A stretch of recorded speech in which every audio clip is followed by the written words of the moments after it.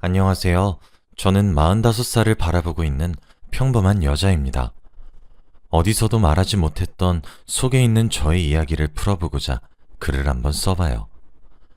저는 몇 년 전 결혼을 전제로 만나고 있던 한 남자와 관계를 끝내고 혼자서 열심히 살아가고 있습니다. 지금 생각해보면 그 남자는 사기꾼이 맞는 것 같아요. 저는 그 사람과 36살 때 만났는데 그때 제 나이가 30대 중후반이었음에도 불구하고 저는 결혼 생각은 전혀 없었고 오로지 돈 생각뿐이었던 것 같아요. 삶에 너무 찌들어 있기도 했고 결혼은 사치라는 생각이 너무 강해서 사랑에 관심이 없었습니다. 제가 연애를 정말 오랫동안 안 해서 설레는 감정을 느꼈던 기억도 희미해지니 한동안은 제가 사랑을 느끼지 못하는 사람인가 라는 생각도 많이 했던 것 같아요. 그런데도 딱히 개선하려는 노력을 안 했습니다. 그런데 저에게도 연애세포란 것이 있긴 하더군요. 저는 평소에 일중독자라 주말에도 카페에 가서 컴퓨터 자판을 두드리며 업무를 보곤 하는데 저희 집 근처에 조용하고 일하기 좋은 카페가 있어요. 저는 적어도 한 달에 2번은 꼭 가서 몇 시간 동안 앉아 있다가 옵니다. 평소처럼 귀에 이어폰을 꽂고 노트북 자판을 두드리고 있는데 한 남자가 성큼성큼 다가와서는 저기 너무 마음에 들어서 그런데 혹시 전화번호 좀 주실 수 있을까요? 라고 하는 겁니다. 저는 생애 처음으로 제 번호를 달라는 사람을 보니 왠지 모르게 심장이 뛰기 시작했고 36살의 소녀스러워지더라고요. 네? 제 전화번호요? 네, 부담스러우시면 안 주셔도 괜찮아요. 그 사람은 한국인의 동양적인 얼굴과는 달랐고 외국 사람처럼 쌍꺼풀도 진하고 코도 높은 서양 사람 같았어요. 그런데 한국말도 굉장히 능숙하고 또박또박 발음을 잘하더라고요. 잘생긴 그 사람이 저도 마음에 들어서 전화번호를 건네주었습니다. 그러고 그 사람이 제 테이블로 자신의 짐을 다 옮겨서는 저희는 거기서 몇 시간 동안 시간이 가는 줄도 모르고 이야기를 나누었습니다. 이야기를 하면서 알게 된 게 그 사람은 외국인이 맞았고 지금은 한국에 들어와서 취업 준비를 하고 있다고 했습니다. 한국어를 잘하는 이유는 한국이란 나라가 너무 좋아서 한국어 공부를 굉장히 열심히 했다고 하더군요. 이름은 잭슨이라고 했어요. 저는 한 번도 외국인 친구와 이야기를 나누어 본 적이 없는데 외국 남자와 친해지게 되니까 기분이 신기하고 세상을 넓게 바라보는 기분이 들더라고요. 저는 잭슨을 친한 친구라고 생각하려 했지만 잭슨은 그러지 않았는지 저를 본 첫날부터 제 손을 덥석 잡고는 했죠. 저는 그런 잭슨이 싫지 않았고 저도 마음을 열었습니다. 잭슨과 저는 일주일에 5번 이상은 꼭 만났는데 오래 보진 못해도 10분이라도 보기 위해 만나거나 제가 잭슨이 사는 곳으로 가고 잭슨이 제가 사는 곳으로 오고 하면서 저희의 관계는 깊어져 갔습니다. 잭슨은 취업 준비를 하느라 아침에는 독서실을 가고 저녁에 제가 퇴근할 시간에 맞춰서 독서실에 나오고 저를 만나고 난 뒤 고시원에 가서 잠을 자요. 저희는 아직 확실히 연애를 하는 것은 아니었지만 그래도 좋아하는 감정은 있었습니다.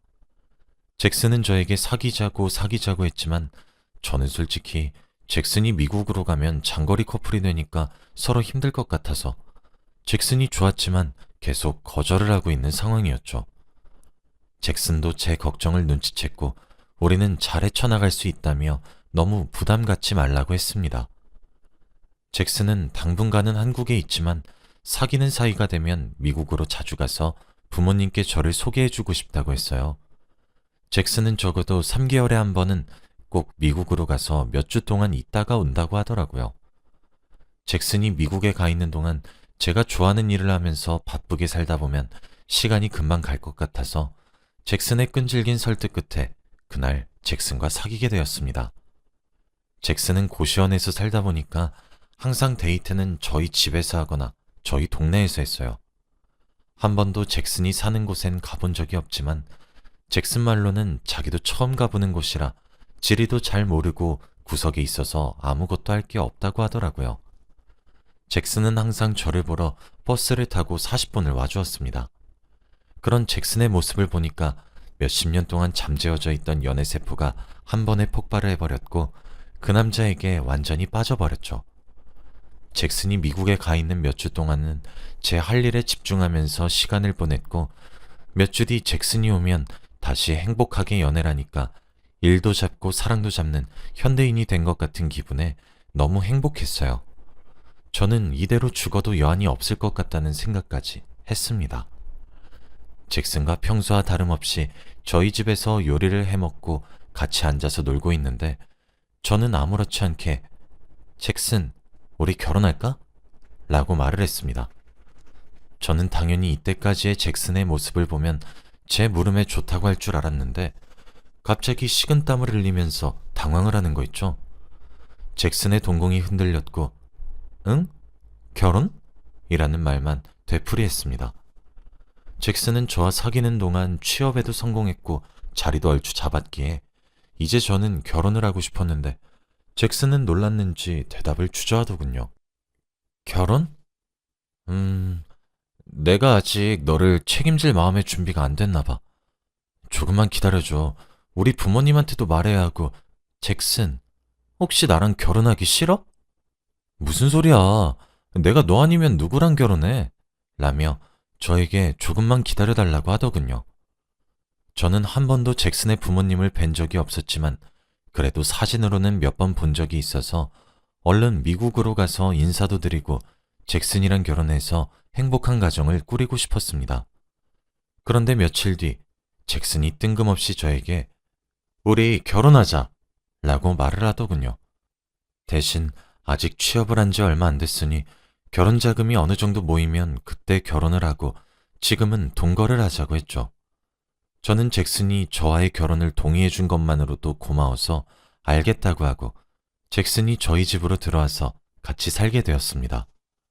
그렇게 동거 생활을 하면서 결혼 이야기도 하고 2세 계획까지 세우면서 신혼집을 어떻게 꾸밀지 등등 우리의 미래 이야기를 많이 했어요. 그런데 어느 날 갑자기 잭슨이 미국에 계시는 어머니가 편찮으시다면서 며칠 동안 병간호를 하러 미국에 나가 있어야 한다고 하더라고요.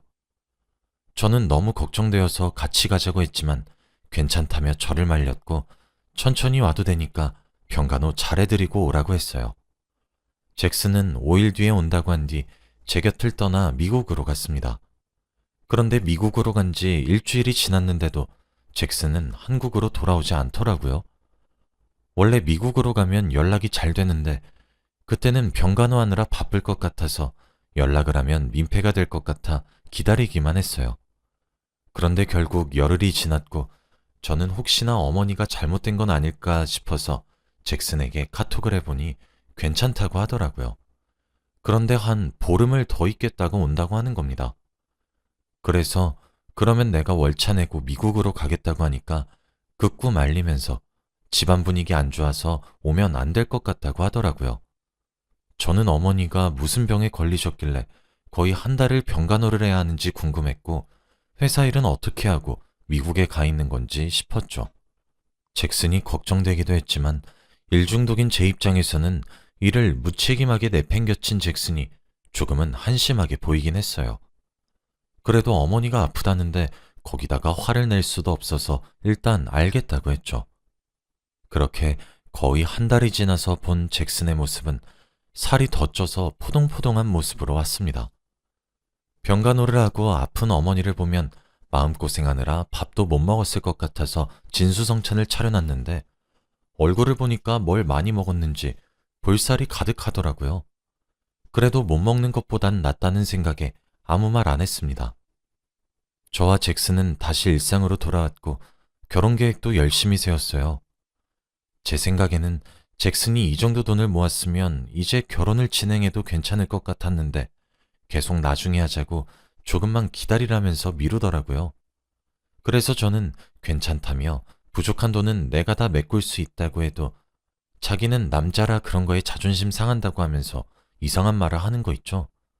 하다못해 제가 그럼 혼인신고라고 해놓고 오자고 하니까 그건 또 싫대요. 결혼식을 올리고 하는 게 자기의 로망이라고 하더군요. 이상한 고집이 있는 잭슨이었습니다. 그래도 저는 잭슨의 말에 토 한 번 달지 않고 잭슨의 말을 따랐고 결혼 전에 그래도 하객들을 모으려면 친구들을 봐야 하는데 잭슨한테 한국에서 사귄 친구들을 알려달라고 했죠. 저와 잭슨은 오래 사귄 편이라 제가 SNS에 사진도 많이 올려서 친구들이 저희 커플을 다 알아요. 그런데 저는 잭슨의 주변 사람들을 단 한 명도 모르더라고요.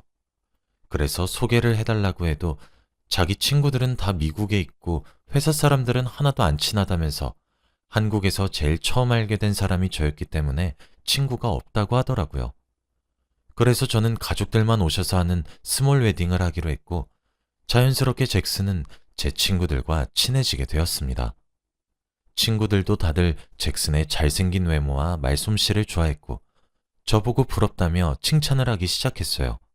평생 한 번도 들어보지 못했던 그런 말을 들으니까 너무 기분이 좋았고 제가 나이가 좀 있다 보니 제 주위 친구들은 거의 다 결혼을 했는데 잭슨을 보고는 자기 남편이 왜 이렇게 초라해 보이냐며 외국 남자 만날 걸 이라는 말을 굉장히 많이 했습니다. 저도 잭슨이 자랑스러웠고 얼른 결혼을 해서 이세를 낳고 싶었어요. 그런데 결혼을 얼마 남기지 않고 갑작스럽게 잭슨이 저에게 다가와서 부탁을 하더라고요. 바로 돈을 빌려달라고 했습니다. 그런데 돈의 액수가 조금 컸고 어디에 쓰이는 돈이냐고 물으니 어머니의 병이 악화돼서 당장 병원비가 필요한데 미국은 저희 한국과는 다르게 병원비가 너무 비싸서 급하게 빌려달라고 하더군요. 아직 혼인신고도 안 해서 조금 걱정되긴 했지만 저는 간절하게 저에게 부탁을 하는 잭슨을 보니 마음이 아파왔고 천천히 줘도 되니까 괜찮다는 말을 하면서 잭슨에게 3천만 원을 보냈어요. 저는 태어나서 단 한 번도 미국에 가본 적이 없었기 때문에 미국의 병원비 값에 놀라긴 했지만 그냥 그 나라는 그런가 보다 하면서 넘겼죠. 그래도 잭슨이랑 결혼하면 시어머니가 되실 분인데 이 정도는 할 수 있다고 생각했습니다. 잭슨도 너무 고맙다며 저밖에 없다면서 감사해 했고요. 잭슨이 은행으로 가서 미국으로 돈을 보내고 오겠다면서 나갔고 저는 오랜만에 집 청소를 하고 싶어서 집 이곳저곳을 닦고 쓸고 했습니다. 그런데 장롱 안에서 오래된 잭슨의 가방이 나오더라고요. 저와 잭슨이 연애하기 초반에 잭슨이 취업 준비를 하면서 매일 가지고 다니던 가방인데 그 속에는 취업 관련된 책이 너무 많더라고요. 저는 추억이 돋아서 그 책을 열고 잭슨이 공부하는 적을 보면서 옛날 추억을 떠올리고 있었는데 갑자기 한 페이지가 펼쳐졌고 그곳에는 사진 한 장이 꽂혀 있었습니다. 바로 결혼식 사진이었는데요. 날짜는 아주 오래전인 7년 전이었어요. 그런데 잭슨이 거기서 양복을 입고 신랑 자리에 서서 모르는 여자와 하객들과 같이 사진을 찍고 있더군요. 저는 그 사진을 보고 정신이 차려지지 않았고 도저히 이게 무슨 상황인가 싶어서 말이 안 나왔습니다. 그래도 잭슨을 믿어보자고 했고 잭슨의 하객들 사진은 전부 다 한국인이어서 이 사진이 잘못된 거라고 생각했습니다. 그래서 그 사진을 따로 제가 보관하고 나머지 집 청소를 마저 했죠. 그런데도 결혼식 사진은 제 머릿속에서 떠나가지 않았고 저는 잭슨이 집에 오자마자 사진을 내밀면서 이게 뭐냐고 따졌어요. 그런데 잭슨은 자신을 보고 당황을 하면서 이걸 어떻게 찾았냐고 묻더라고요. 처음에는 아니라고 컨셉 사진이라고 하더니 제가 그럼 그 사진관 가보자고 하며 잭슨의 말을 전혀 믿지 않으니까 나중에는 제 앞에서 무릎을 꿇고 인정하는 게 아니겠습니까? 결혼을 했었단 사실을요. 저는 그래도 이혼은 한 줄 알았어요. 그런데 더 놀라운 건 아직 아내가 있고 하다못해 어린 아들까지 있는 가정이 있는 사람이더군요. 저는 한순간에 그 집안을 파탄낸 상간녀가 되고 말았습니다. 하늘이 무너졌고 드디어 잭슨이 저와 결혼과 혼인신고를 미루었던 이유를 알게 된 것이죠. 저는 바로 잭슨의 뺨을 내리쳤고 어떻게 네가 그럴 수 있냐고 울고불고 난리를 쳤어요. 그래도 화가 풀리지 않아서 네 와이프한테 전화해 라고 했습니다. 잭슨은 그것만은 안 된다며 사정사정했지만 그럼 경찰에 신고를 한다고 하니 전화를 하더라고요. 저는 바로 전화를 낚아채고 만나자고 했어요. 잭슨 없이 잭슨의 아내와 단 둘이서 커피숍에서 만났죠. 그래서 저는 1시간에 걸쳐서 저와 잭슨의 관계에 대해서 설명하고 이때까지 있었던 모든 일들을 다 말했어요. 점점 갈수록 잭슨 아내의 얼굴이 어두워지더라고요. 자기도 결혼 7년 차이고 아들이 5살이라고 합니다. 한 번도 바람길을 눈치채지 못했다고 해요. 그런데 정말 놀라운 건 알고 보니까 잭슨은 혼혈인이었고 미국은 단 한 번도 가본 적이 없다고 하더라고요. 어머니가 한국인이고 아버지가 외국인이라고 했죠. 그동안 어머니 병간호를 하러 미국에 간다는 말은 다 거짓말이었고 자기 집에 가서 아들과 아내와 행복하게 놀려고 갔던 것이었습니다. 그리고 잭슨이란 이름은 미국 이름이고 평소에는 한국 이름을 쓴다고 합니다. 한국 이름은 김철민이었습니다. 완전 토종 한국인 이름이죠. 한국말을 잘했던 이유도 알고 보니 한국에서 태어나고 자라서 그런 것이고 영어는 하나도 못한다고 하네요. 도대체 어디서부터 어디까지가 진실일까요? 너무 억울하고 화가 나서 견딜 수 없었습니다. 그리고 고시텔도 다 거짓말이었고 매일 자기 동네에 할 거 없다고 한 것도 다 거짓말이었습니다. 그리고 어머니 수술비에 쓰인 3천만 원은 바로 자기 아들의 병원비였어요. 아들은 태어날 때부터 심장이 약하게 태어나서 수술을 자주 하는데 병원비가 필요해서 저한테 가져간 겁니다. 제 남자친구 아들의 병원비를 제가 대다니요. 저와 그 여자는 한동안 말을 나누지 않았고 서로 생각 정리를 했어요. 그 여자는 아직 아이가 어려서 이혼은 힘들 것 같지만 같이 살지는 않을 것 같다고 했고 저는 김철민을 고소한다고 했습니다. 그 여자도 그게 좋을 것 같다면서 따끔하게 죗값 치르게 해달라고 했고 저는 경찰서로 달려갔어요. 그런데 경찰은 제가 하는 말들을 믿을 수 있는 증거가 없다면서 증거를 가지고 오라고 하더라고요. 제가 하는 말들은 모두 다 심증이고 물증이 없다고 합니다. 맞는 말이긴 했지만 그 사기꾼을 제 손으로 콩밥을 못 먹이는 게 너무 억울해서 어떻게든 물증을 만들려고 노력을 해봤지만 되지 않았죠.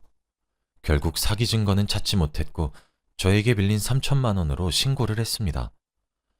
얼마 뒤 김철민 아내의 이름으로 돈이 입금이 되었더군요.